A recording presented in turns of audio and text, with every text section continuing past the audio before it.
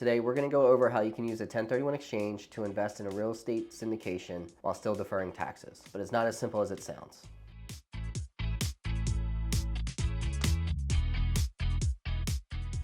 A real estate syndication is when multiple investors pool their capital together to acquire and manage large-scale properties. These can include apartment complexes, office buildings, or industrial properties. Typically, a syndicator or sponsor finds the deal, secures financing, and oversees the investment. Investors contribute capital in exchange for ownership and passive income, making syndications an attractive way to scale a real estate portfolio. However, most syndications are structured as LLCs or limited partnerships, which can create challenges when trying to use a 1031 exchange. Yes, but there are restrictions, mainly due to IRS rules on like-kind property. A 1031 exchange requires real estate to be exchanged for real estate. However, most syndications issue LLC membership interest or limited partnership shares, which the IRS does not consider like-kind to real property. To successfully use a 1031 exchange in a syndication, investors must structure their investment in a way that aligns with IRS guidelines. There are two primary strategies that allow 1031 exchange funds to be used in a real estate syndication. The first is tenants in common structure. Instead of investing directly into an LLC, the investor purchases a direct ownership interest in the property as a co-owner. This meets 1031 exchange requirements since the investor maintains real estate ownership rather than receiving partnership shares. The downside? TIC agreements limit decision-making ability and can be complex to set up. Next, the drop and swap strategy.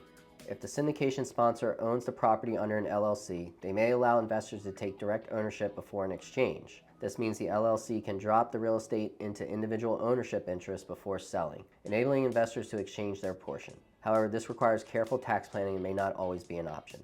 When structured correctly, a 1031 exchange can offer significant advantages for investing in a real estate syndication. Just like any 1031 exchange, investors can defer capital gains taxes when transitioning into a syndication. Syndications allow 1031 investors to move from smaller properties into high-value, institutional-grade assets. Unlike direct ownership, syndications provide professional management, making them ideal for investors looking for hands-off income. Investors can use 1031 exchanges to move into different asset types such as multifamily, self-storage, or industrial properties.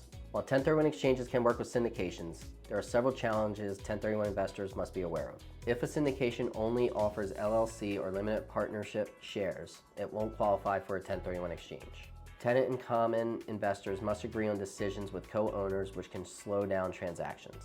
A 1031 exchange has strict 45-day identification and 180-day closing deadlines, which can be difficult when working with syndications. Not all syndicators allow 1031 investors, so it's crucial to ask upfront if they support these structures.